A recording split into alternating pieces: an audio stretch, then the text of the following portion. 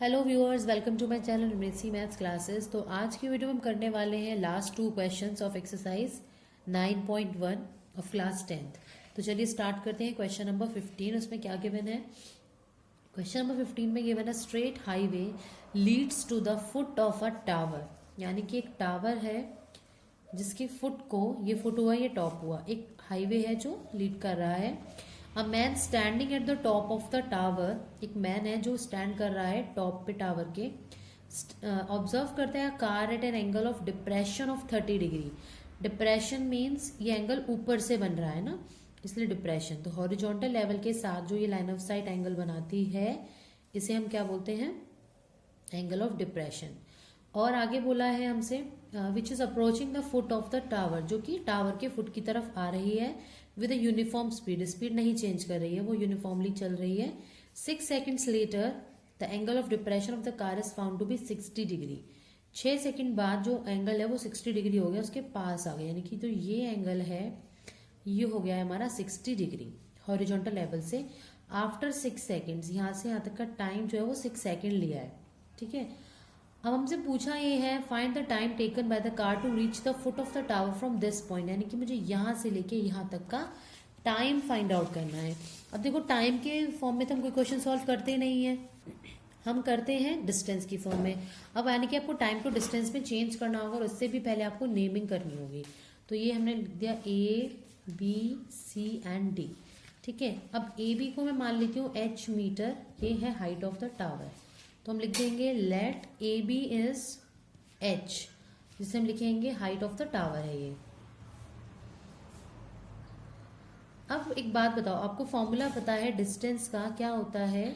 Speed into time होता है। Speed uniform है, ठीक है। तो हम लेट कर लेते हैं कि लेट स्पीड जो है वो है x मीटर पर सेकेंड। अगर x मीटर पर सेकेंड की स्पीड से कार अप्रोच कर रही है, यानी कि जो CD डिस्टेंस है, CD डिस्टेंस कितना होगा? Speed into time, time 6 second लगा था, यानी कि x इंटू 6, जिसे मैं 6x भी लिख सकती हूँ।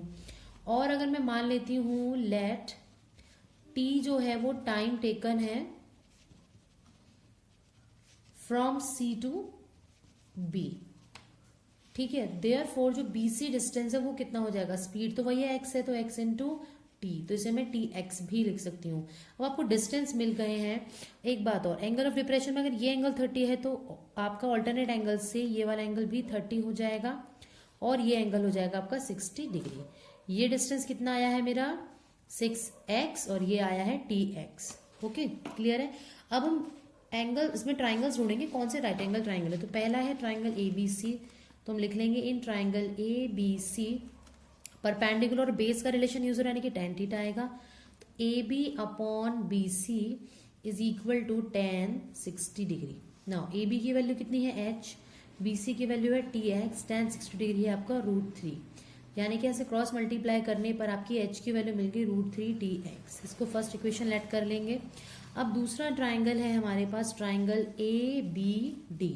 ABD में आपके पास परपेंडिकुलर है AB और BD है आपका बेस, और ये है tan 30 डिग्री। अब जो BD है वो किस किस से मिलके बना है? BC और CD से, और tan 30 डिग्री की वैल्यू होती है 1/√3। क्लियर है। नाउ BC कितना है आपके पास? BC की वैल्यू आई थी TX प्लस CD कितना है आपके पास? 6x is equals to 1/√3। AB आपका H था, आप चाहो तो उसको यहीं पे H पुट कर सकते हो। तो ये आ गया H अपॉन X, यहाँ से कॉमन ले लेंगे तो अंदर बचेगा आपके पास T plus 6 is equals to 1/√3। तो एक तरीका ये भी था कि यहाँ से हम H/X की वैल्यू निकालें, या फिर ये H की वैल्यू मैं डायरेक्टली यहाँ पे पुट कर दूँ।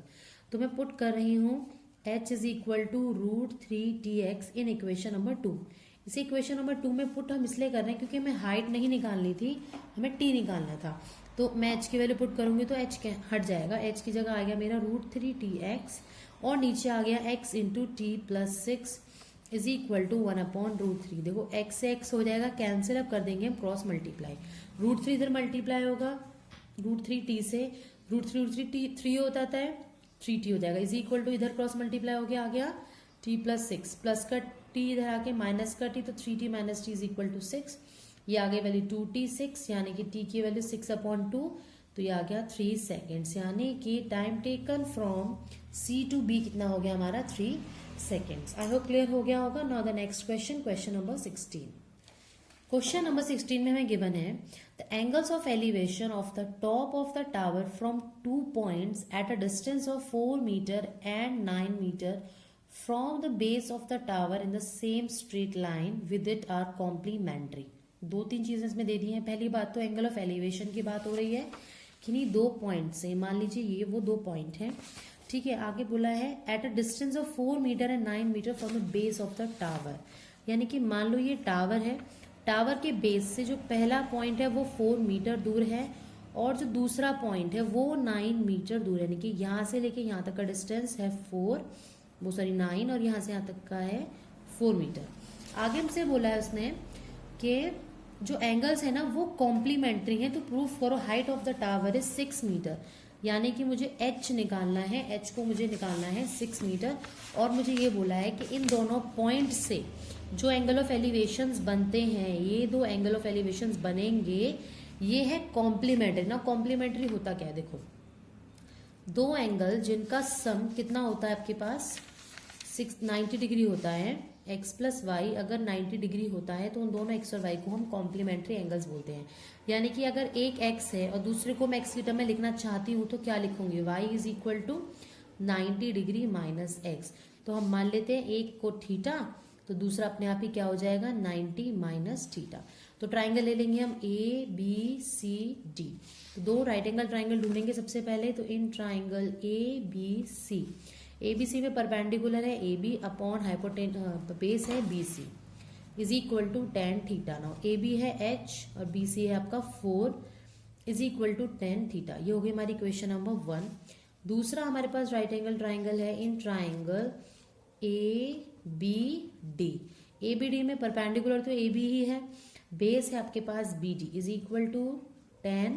अब एंगल कितना है इस बार है 90 माइनस थीटा। AB तो H ही रहेगा, BD 9 दिया हुआ था ना। अगर आपको ध्यान हो तो हमने प्रॉपर्टीज पढ़ी थी 8 चैप्टर में, tan 90 माइनस थीटा हमारा होता है cot थीटा अगर वो कॉम्प्लीमेंट्री एंगल्स होते हैं तो। कॉम्प्लीमेंट्री तो बोला ही है, cot थीटा आ गया, यानी कि यहाँ से आपके h/9 आ गया cot थीटा। अब आगे क्या करेंगे, यहाँ tan थीटा है या cot थीटा, ये दोनों अननोन है, साथ में h भी अननोन है। तो अगर आपको ध्यान हो तो tan theta into cot theta, इन दोनों का प्रोडक्ट क्या होता है, देखो tan theta into cot theta है। कॉट को मैं 1/tan थीटा लिख सकती हूँ, tan से tan कैंसिल, यानी कि इसकी वैल्यू होती है 1। मीन्स अगर मैं tan और कॉट को मल्टीप्लाई कर दूंगी तो मेरा आंसर 1 हो जाएगा। तो ये थीटा वाली टर्म अपने आप एलिमिनेट हो जाएगी।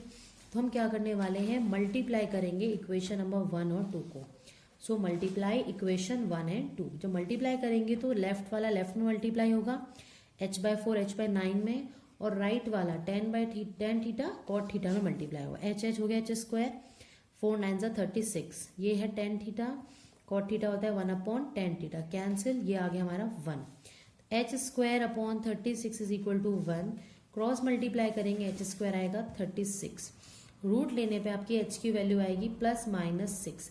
क्या हाइट कभी नेगेटिव हो सकती है, नहीं, तो h इज इक्वल टू -6 हम नहीं लेंगे, बिकॉज जो हाइट है वो नेगेटिव नहीं हो सकती है, कांट बी नेगेटिव। देयरफॉर जो h है आपका वो हो गया 6 मीटर, यानी कि हमने शो कर दिया कि जो हाइट है टावर की वो आपकी कितनी हो गई है 6 मीटर। इसी के साथ क्वेश्चन नंबर 16 होगा। आई होप कोई प्रॉब्लम नहीं होगी इस क्वेश्चन में। इनकेस कोई डाउट होता है तो कमेंट सेक्शन में कमेंट करके जरूर पूछिए। नेक्स्ट वीडियो में हम स्टार्ट करेंगे सारे एग्जाम्पल्स, जितने भी इंपॉर्टेंट एग्जाम्पल्स हैं, क्योंकि इस चैप्टर के एग्जाम्पल्स अक्सर पूछ लिए जाते हैं। तो नेक्स्ट वीडियो में हम एग्जाम्पल्स डिस्कस करेंगे। अगर आपने मेरे चैनल को सब्सक्राइब नहीं किया है रेगुलर अपडेट्स के लिए तो प्लीज़ आप उसे सब्सक्राइब कर लें, और वीडियो अच्छी लगी तो प्लीज़ इसे लाइक एंड अपने फ्रेंड्स से शेयर जरूर करें। तो मिलते हैं नेक्स्ट वीडियो में, तब तक की वॉचिंग एंड बाय।